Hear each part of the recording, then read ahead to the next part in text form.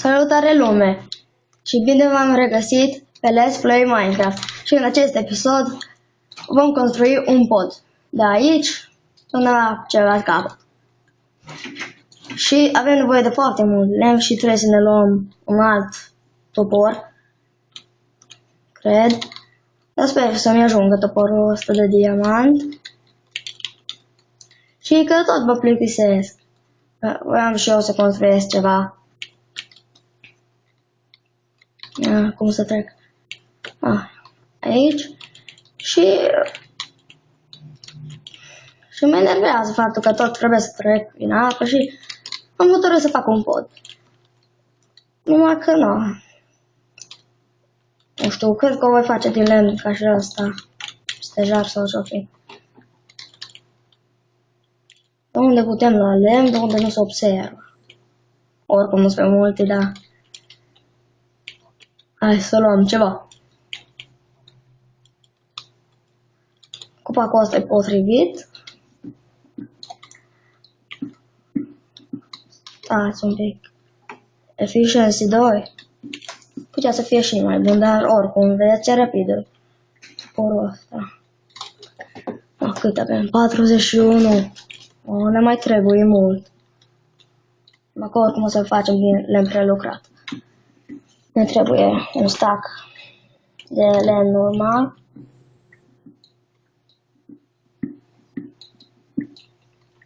...53.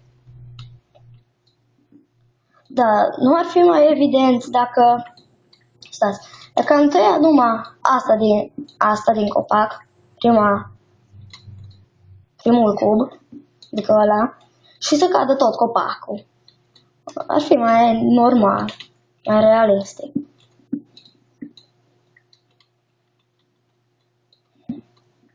Și nu știu, poate că s-ar putea să-mi descarc tehnic pe sau ceva, dar până nu termin această serie, așa va rămâne. Sapling, am primit un sapling, că nu le folosesc pentru nimic, poate pentru foc. Foc, cum mame dracu.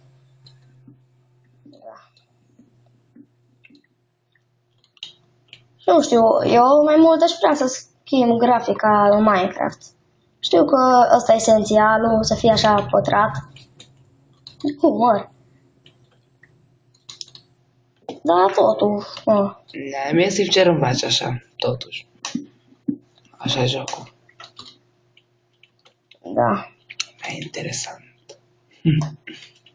Deci, nu-i prostie. Mai bine dacă cu lopata luăm dirt sau mai bine ar exista numai grass. Adică care e albă pe ea, grass block. Și când dăm de lopată ne dă dirt. Deci e o foarte mare prostie. Și trebuie să avem silver touch. Și pentru a le avem nevoie de nivel.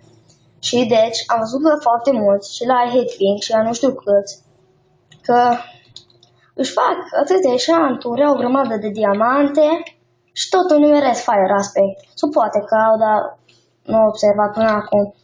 Și am această sabie cu fire aspect și cu smite 2. Și Ei joacă de mai multă vreme, totuși. da. Și e ca și atunci când am bătut dragonul. Dar puteți să nu mă credeți, nu mă încep să caut acel loc. Știți voi că e făcut din stone brick-uri și de astea. Și m-aș duce un end ca să bat din nou dragonul, că am nevoie de experiență. Nu știu, o să caut. Asta e o căsuță din cer. O să vă arăt. Mi-am dat 64 de lemn și ceva. No, a trebuit să-mi ajungă. Deci asta e plictisitor în Minecraft. Dar am putea să facem lift cu redstone sau cu ceva. Tot ne urcăm. Deci e plictisitor.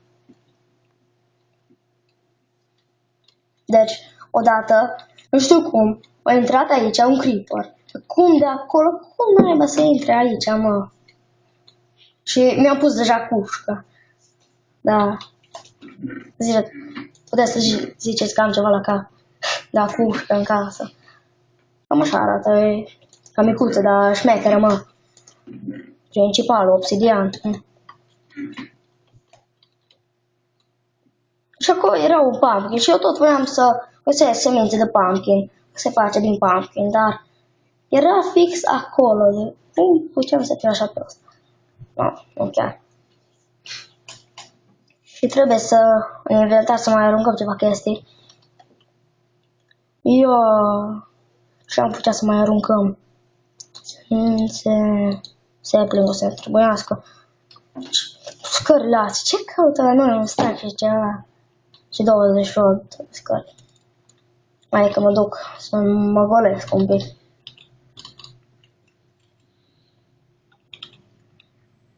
De unde mi chestul? Probabil e jos. Știi ce? Cui pasă de chest? Că mie nu. Să aruncăm numai așa, cocobin, că n-am nevoie. Ce fac asta? Deci, nu știu. Știți că există un mob, adică un monstru, un Minecraft slime. Și dacă l omorâm ne dă slime-ul. Și așa traducerea ăștia, mă, că traduc că-i bulgăre de muzică, deci așa prostie. Deci, facem lemn prelucrat. Deci care e faza cu prelucrat, nu știu. Dar, nu, a trebuit să ne ajungă.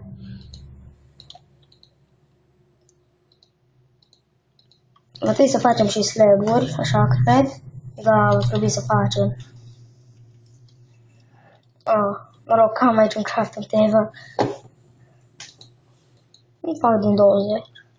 Nu, mai multe slab-uri o să ne trebuiască. Trebuie să mai arunc ceva chestii. Nu știu. E bine nu arunc armura.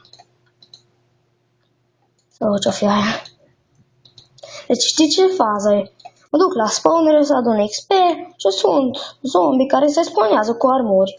Deci spawnerul zice, ia zombiule mă, omoară pe ăla, dar știu că nu o să-l omor.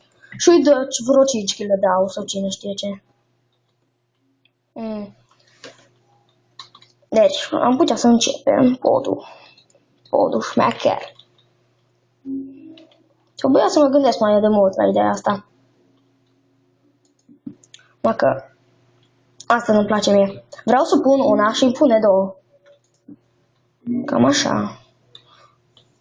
Ar merge, zic eu. Știu că o să mai pun mai stei, o să mai... Nu. Prima dată să facem podul. Ce vreau să fiu cel mai mult? Nu știu cum face Pink și ceilalți. Cred că merg așa cu Shift. Tot așa pun. Și când se duc în Nether, așa faze periculoase fac. Eu sincer n-am curajul să fac așa, că odată am picat în Nether, am avut o sabie foarte faină, dar șmecheră, știți voi, cu care putem să facem treaba Minecraft. Și l-am pierdut în lavă. Deci, știu că este în Minecraft, este și Ether, dar am încercat, știu că se face din glowstone și o găleată de apă. Cu apă, nu?